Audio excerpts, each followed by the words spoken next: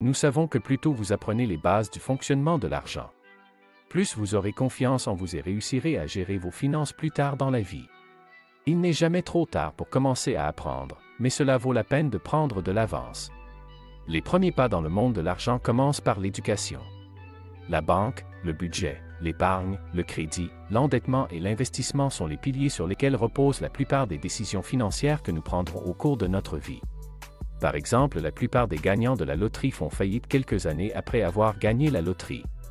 Cela s'explique par le fait qu'ils n'ont pas une bonne compréhension du fonctionnement de l'argent. Gagner de l'argent, c'est une chose, le conserver et le faire fructifier en est une autre. Souvent, ils ne savent pas comment gérer et multiplier l'argent, construire la richesse et vivre une vie de liberté financière. Prendre en charge sa vie financière peut être accablant pour quelqu'un qui essaie de faire avancer les choses.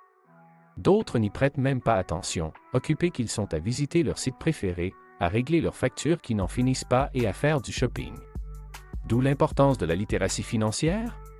Pour la définir en quelques mots, la littératie financière est la capacité de comprendre et d'utiliser diverses compétences financières, notamment la gestion des finances personnelles, l'établissement d'un budget et l'investissement. Il s'agit également de comprendre certains principes et concepts financiers, tels que la valeur temporelle de l'argent, les intérêts composés, la gestion des dettes et la planification financière. Les recherches ont montré que plus de 90% des gens ignorent encore comment utiliser leur argent. On ne saurait trop insister sur l'importance d'acquérir des connaissances financières. Avoir les bonnes connaissances sur la manière de gérer ses revenus et ses dépenses permet d'économiser de l'argent et d'éviter de nombreux obstacles financiers. C'est le moyen le plus sûr d'acquérir la liberté financière. Avoir et consolider les bases de la finance personnelle. Les finances personnelles sont l'endroit où la culture financière se traduit par une prise de décision financière individuelle. Comment gérez-vous votre argent? Quels sont les instruments d'épargne et d'investissement que vous utilisez? Les finances personnelles concernent la réalisation de vos objectifs financiers, qu'il s'agisse de devenir propriétaire d'une maison, d'aider d'autres membres de votre famille, d'épargner pour les études supérieures de vos enfants, de soutenir des causes qui vous tiennent à cœur, de planifier votre retraite, ou toute autre chose. Elle couvre, entre autres, les opérations bancaires, l'établissement d'un budget, la gestion des dettes et du crédit, et l'investissement. Sagesse et intelligence financière partage. 6 étapes essentielles pour investir plus intelligemment, et non plus à la hâte, et réaliser de grosses économies. Découvrez comment la diversification de vos investissements peut vous faire économiser de l'argent à long terme. Je vous laisse maintenant au bon soin de Monsieur Hall. Merci Artie. Investir votre argent peut être un excellent moyen de créer un patrimoine à long terme et d'atteindre vos objectifs financiers. Cependant, avec autant d'options de placement disponibles, il peut être difficile de savoir par où commencer. Pour investir plus intelligemment, et non plus à la hâte, et réaliser de grosses économies, vous avez besoin d'un plan clair et d'une connaissance des endroits clés où votre argent peut travailler pour vous. En vous concentrant sur ces opportunités de placement essentielles, vous pouvez économiser gros et atteindre vos objectifs financiers plus rapidement. Voici les 6 étapes essentielles pour gérer efficacement votre argent, en commençant par rembourser les dettes, mettre de côté des fonds pour les nécessités, constituer un fonds d'urgence et investir dans la retraite. Étape 1. Remboursement de la dette. La première étape vers la stabilité financière consiste à donner la priorité au remboursement de toutes les dettes impayées, y compris les prêts étudiants, les prêts automobiles et les soldes des cartes de crédit. Il est crucial d'effectuer au moins le paiement minimum à temps pour chaque dette afin d'éviter d'endommager votre pointage de crédit. Il est essentiel de maintenir une bonne cote de crédit, car cela peut vous permettre de bénéficier de taux d'intérêt plus bas sur des prêts plus importants, tels que les prêts hypothécaires, ce qui peut vous faire économiser beaucoup d'argent à long terme.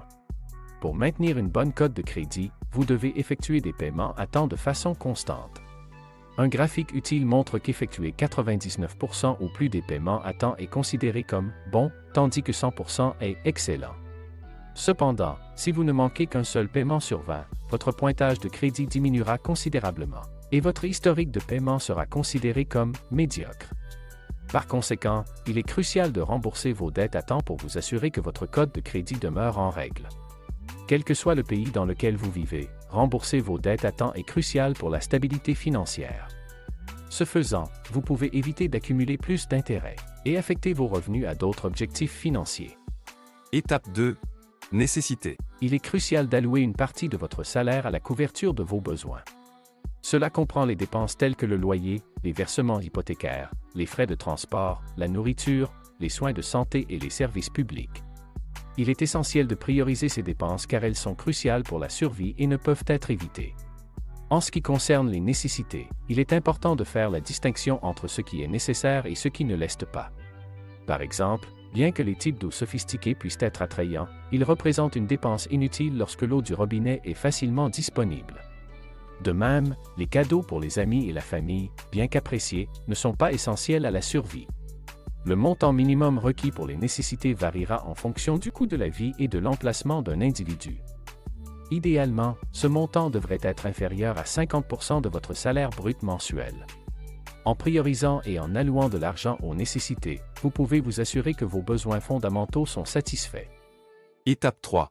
Fonds d'urgence. Un fonds d'urgence doit contenir 3 à 6 mois de frais de subsistance et ne doit être utilisé qu'en cas d'urgence. Par exemple, si vos dépenses mensuelles s'élèvent à 2 000 $, votre fonds d'urgence devrait être d'environ 6 000 $ en liquidité. Pour maximiser le potentiel de votre fonds d'urgence, il est conseillé de le stocker dans un compte d'épargne qui génère des intérêts. Actuellement, il existe de nombreux comptes d'épargne à haut rendement qui offrent des taux d'intérêt allant jusqu'à 4,00% de pourcentage annuel de rendement. Il est essentiel de s'assurer que le compte d'épargne que vous choisissez dispose d'une assurance telle la FDIC aux USA ou Fonds de garantie des dépôts et de résolution en France qui est généralement proposé par 99,9% des banques. Ce faisant, votre argent sera protégé en cas de faillite bancaire ou d'autres circonstances imprévues. La création d'un fonds d'urgence est cruciale pour la stabilité financière et peut apporter la tranquillité d'esprit en période d'incertitude. Avec le bon compte d'épargne, vous pouvez gagner des intérêts sur votre fonds d'urgence tout en le gardant facilement accessible en cas d'urgence. Étape 4. Caisse de retraite. La prochaine gestion de l'argent consiste à allouer un pourcentage de votre salaire à votre fonds de retraite. Il est recommandé d'épargner entre 6 et 12% de chaque chèque de paie dans votre fonds de retraite. Renseignez-vous si vous avez un employeur, quel est le dispositif de l'entreprise. Cela présente de nombreux avantages, des avantages fiscaux et la possibilité d'une croissance significative au fil du temps. Cependant, le compromis est la liquidité, car un retrait anticipé des comptes de retraite peut entraîner des pénalités. Malgré cela, un plan de retraite est une excellente option pour de nombreuses personnes, en particulier celles qui ont du mal à économiser. Les finances personnelles sont une question subjective et il est important de prendre des décisions en fonction de vos priorités et de votre situation. Alors que certains peuvent choisir de renoncer à contribuer à un plan retraite de son employeur, il est important de considérer les avantages potentiels et les opportunités de croissance qu'il offre. En fin de compte, il est essentiel de prendre des décisions éclairées en fonction de votre situation personnelle et de vos objectifs. La clé est de commencer tôt, d'être cohérent et de demander conseil à des experts financiers en cas de besoin. Étape 5. Dette à taux d'intérêt élevé. Il s'agit de s'attaquer à toute dette restante à taux d'intérêt élevé que vous pourriez avoir. Une dette à taux d'intérêt élevé est toute dette dont le taux d'intérêt est supérieur à 15%. Il est recommandé de prioriser le remboursement de cette dette le plus tôt possible car le retour sur investissement du marché est généralement inférieur au taux d'intérêt de la dette. En d'autres termes, il est financièrement plus sage de rembourser la dette plutôt que d'investir votre argent ailleurs. Il existe 2 méthodes populaires pour rembourser rapidement une dette. La méthode avalanche consiste à prioriser la dette au taux d'intérêt le plus élevé et à la rembourser en premier. De cette façon, vous vous attaquez à la source de dette qui vous coûte le plus cher. La méthode Snowball, quant à elle, consiste à rembourser d'abord le plus petit solde tout en effectuant des paiements minimums sur toutes les autres dettes. Cette méthode peut vous aider à créer un élan et à vous motiver lorsque vous voyez vos sources d'endettement diminuer une par une. Étape 6. Investissement imposable. L'investissement imposable implique d'investir dans des actifs tels que l'immobilier, les actions, les obligations, les matières premières et éventuellement des investissements plus risqués tels que la crypto-monnaie ou l'investissement providentiel. Vous ne devez investir que dans ce que vous comprenez et suivre vos rendements pour apprendre de vos erreurs. Il convient de noter qu'une mauvaise gestion de l'argent peut empêcher les gens d'atteindre des investissements. Par conséquent, il est essentiel de gérer votre vie comme une entreprise en comptabilisant chaque dollar et en allouant stratégiquement votre argent pour éviter cette situation. Vous pouvez également envisager un travail secondaire où vous démenez pour gagner de l'argent supplémentaire et investir en vous-même et dans vos compétences pour potentiellement augmenter vos revenus. L'investissement peut être un puissant outil de constitution de patrimoine, mais il comporte également des risques. Il est essentiel de mener des recherches approfondies, de comprendre le marché et d'avoir un plan d'investissement solide avant de risquer votre argent. De plus, n'investissez pas d'argent que vous ne pouvez pas vous permettre de perdre. Pour conclure, dans l'ensemble, les étapes susmentionnées fournissent une base solide pour gérer efficacement vos finances. En accordant la priorité au remboursement de vos dettes, en constituant des fonds d'urgence, en investissant dans votre retraite et en vous engageant dans des investissements imposables, vous pouvez vous préparer au succès financier. Ainsi se termine cette vidéo. Si vous ne l'avez pas encore fait, abonnez-vous, partagez.